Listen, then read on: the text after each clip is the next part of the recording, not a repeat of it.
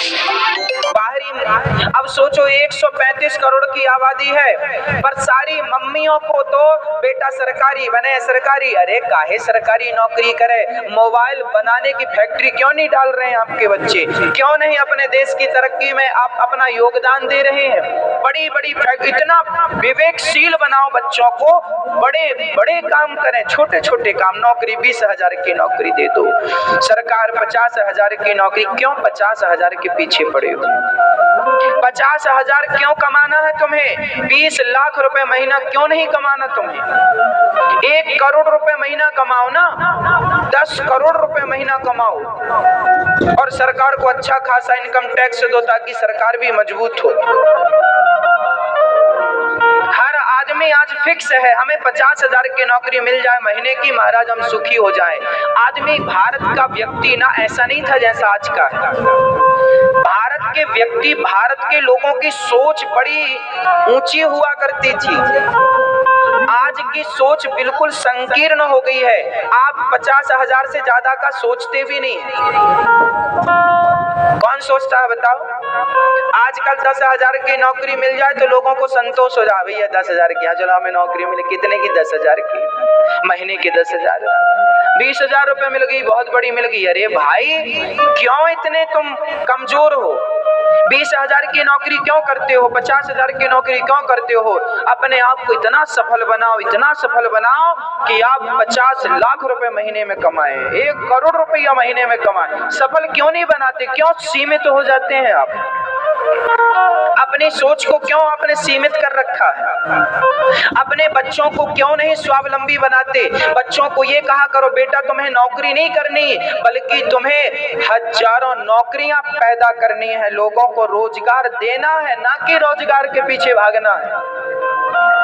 ऐसा बनाओ बच्चों को, आज से ही उन्हें शिक्षा दो। उनके माइंड में ये चीज सेट करो कि तुम्हें नौकरियां देनी है। अभी आपने माइंड सेट कर रखा है तुम्हें सरकारी नौकरी करनी है। ऐसे हमारे भारत के लोग नहीं थे जैसे आपने बना दिए, भर भर के बेटा नौकरी करना, नौकरी करना, नौकरी करना, नौकरी करना। और तो और जब एग्जाम होते हैं 12वीं क्लास के, 10वीं क्लास के, तो आपने सुना होगा जिन बच्चों को, मैंने एक बार सुना एक बच्चे ने अच्छे नंबर पाए, हर सब्जेक्ट में 80 नंबर थे उसके, पर उस बच्चे ने आत्महत्या कर ली। इसलिए आत्महत्या कर ली क्योंकि स्कूल से प्रेशर था कि कम से कम 90 नंबर लाना है, माँ बाप का प्रेशर था 90 नंबर लाना है। अरे भैया अब इतना जोर लगाएंगे बच्चों को, इतना परेशान करेंगे, 90 नंबर चाहिए, खाओगे 90 नंबरों को? हाँ, खाओगे 90 नंबरों को? अरे व्यक्ति का टैलेंट नंबरों से नहीं दिखता, उसका टैलेंट दिखेगा उसे, उसके अंदर केवल सकारात्मक सोच भरते जाओ, सकारात्मक बनाते जाओ। नंबर कम ज्यादा से कोई फायदा नहीं। उदाहरण के लिए आज जितने भी सफल लोग हैं, इनके कितने नंबर आए थे? पूछो। अंबानी कहां तक पढ़े हैं? टाटा बिरला कहां तक पढ़े हैं? पूछो। ज्यादा से ज्यादा 10वीं तक पढ़े हैं। 10वीं से ज्यादा ना अंबानी जी पढ़े, ना टाटा जी पढ़े, ना जितने उद्योगपति हैं 10वीं से ज्यादा पढ़े ही नहीं। और 10वीं में भी बहुत सारे तो फेल हो गए, और आज वो सफल व्यापारी और सफल बिजनेसमैन हैं।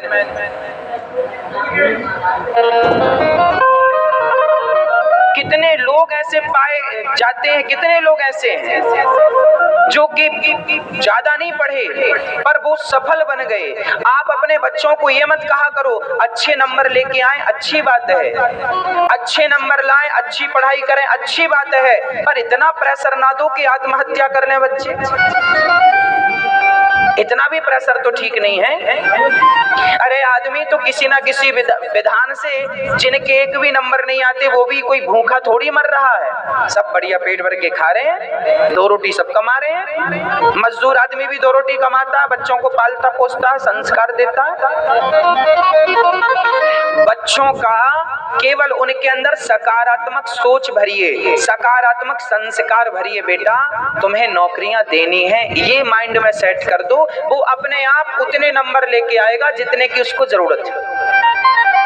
कितने नंबर लाना है ये टारगेट मत दो, टारगेट ये दो कि तुम्हें बड़े होके नौकरियां पैदा करनी है, बस इस विषय में काम करना है। बस अपने आप बच्चों के रास्ते सुधरने लग जाएंगे। हमने देखा है बड़े करोड़पति बच्चों के बच्चे प्रेशर से आत्महत्या कर लेते हैं। भारत का युवक जवान मर रहा है, आत्महत्या कर रहा है, उसे लगता है नंबर कमाएंगे तो हमारा भविष्य क्या होगा। अरे भैया जिसके डबल जीरो आए हैं उसका भी भविष्य बहुत बढ़िया है, क्यों चिंता कर रहे हो।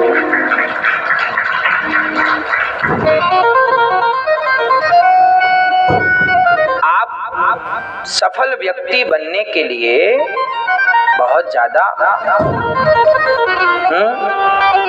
परेशान होने की जरूरत नहीं है। आपकी नीयत अच्छी होगी और नीति अच्छी होगी तो सब अच्छा होगा, है ना। तो बच्चों को योग्य बनाइए, दहेज इत्यादि की बुराइयों से अपने बच्चों को बचाइए। अच्छी योग्य लड़की देखिए, विवाह करिए, योग्य बच्चा देखिए, लड़का देखिए, विवाह करिए। दहेज लेने और देने से बचिए।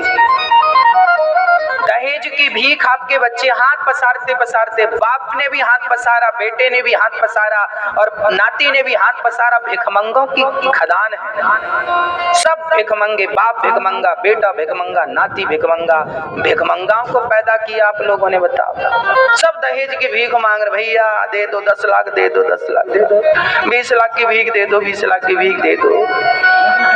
भिखमंगा पैदा कर रहे हो मेरी माँ। अरे पैदा ही करना है तो दानी पैदा करो। जननी जने तो भक्त जने, या दाता या सूर, या से तो बंध्या भली काहे गवावे नूर। समाज में जो हो रहा है उसमें देखो क्या सही है क्या गलत है। जो सही है वो तो आप धारण करो, जो गलत है उसका त्याग कर दो।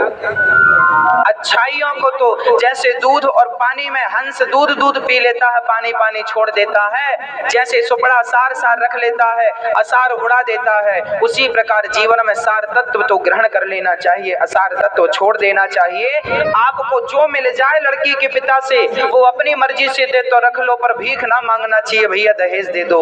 आप लोगों ने मांगा तो नहीं है दहेज अपने बेटों के लिए? 5 लाख 10 लाख माताएं बड़ी लिस्ट भिजवाती हैं, साड़ी इतनी इतनी इतनी इतनी।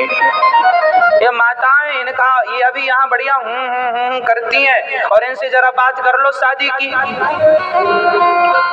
फिर देखो शादी की बात अलग ही होगी। हमारा जी लड़की पापा क्या करते हैं, कितना कमा लेते हैं, जितना कमाएंगे उस हिसाब से मांगेंगे। लड़की शादी करने वाले भी बड़े चतुर होते हैं। लड़का वाला हमेशा ये देखता है कि लड़की का पिता करता क्या है, कितनी जमीन जायदाद है, उसके हिसाब से मांग लेते हैं। ज्यादा जमीन है तो ज्यादा मुंह फाड़ेंगे, कम है तो कम में कम चला लेंगे। इनका लड़का तो 2 कौड़ी का नहीं है, पर दहेज तो इतना बड़ा मांगते हैं, इतना दे दो हमें, 10 लाख दे दो, 20 लाख दे दो, और 2 कौड़ी का नहीं है, बीड़ी पीता घूमता है। ये बीड़ी पे भैया के 10 लाख रुपया। एक रत्ती का टैलेंट नहीं है, एक रत्ती का योग्यता नहीं है, एक रत्ती का संस्कार नहीं दिया माँ बाप ने, बस पैसा दे दो। वो बीड़ी पीता घूमता है गांव गांव में, और बीड़ी पीता भी है अपने पैसे की नहीं। भैया जरा पिलाना है उसके औकात बीड़ी खरीदने की भी नहीं है, जिसके बाप ने 10 लाख रुपए की बोली लगाई है। और समाज में ऐसे बच्चे खूब बिक रहे हैं 10-10 लाख में। हाँ या ना? लड़की के पापा भी पागल हो रहे हैं। अरे योग्य लड़का देखो अपनी बेटी के लिए, योग्य बेटा योग्य वर देखना चाहिए। योग्य हो, शराब ना पीता हो, बुराइयों से बचा हो, संस्कारी हो, भगवान का चिंतन भी करता हो, संस्कार से जुड़ा हो, आध्यात्म से जुड़ा हो, ऐसे बच्चे देखना चाहिए। बेटी सुखी रहेगी, कल को तुम्हारी जब संतान होगी तो वो बड़ी सुंदर होगी, क्योंकि योग्य माता पिता होंगे तो संतान भी योग्य होगी। है ना भाई। शेरनी से शेर का ही बच्चा पैदा होगा और गधी से गधा ही पैदा होगा। अब गधी से तो शेर का बच्चा पैदा हुआ नहीं, है ना। तो शेरनी और शेर हो तो शेर का बच्चा पैदा हो। अब गधा गधी तो गधी पैदा हो रहे हैं। शेर ढूंढने वो विवेकानंद जैसे शेर कहाँ चले गए, झांसी की रानी जैसी शेरनी पैदा करने वाली माँ कहाँ चली गई पता नहीं, वो नस्ल ही कहाँ चली गई पता नहीं।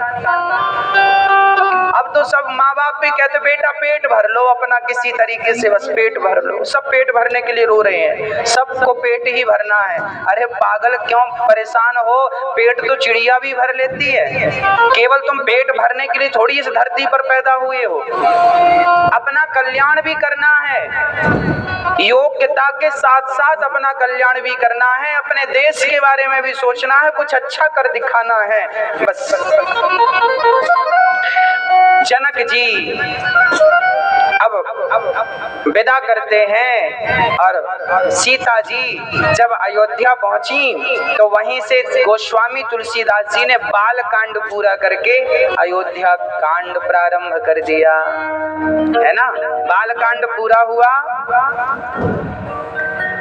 सिय रघुवर विवाहु जी सप्रेम का वही सुनहि, तिन कहूँ सदा पूछाहूँ, मंगलायतन राम जसु।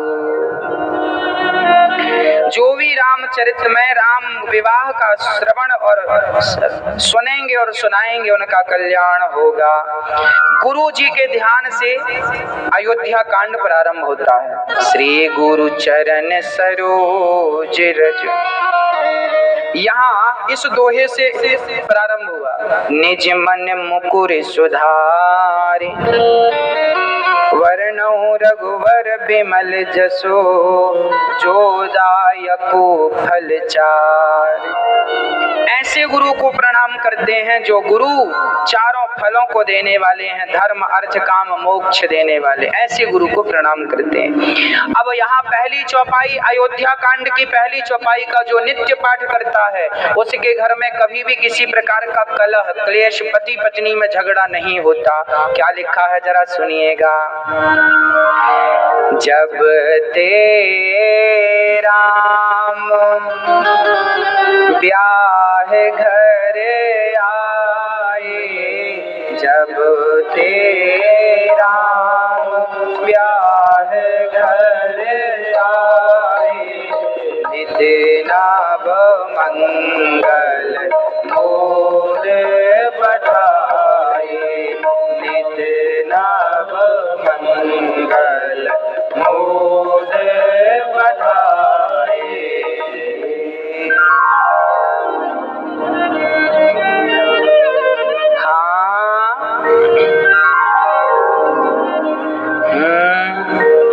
जब ते राम ब्याह घर आए,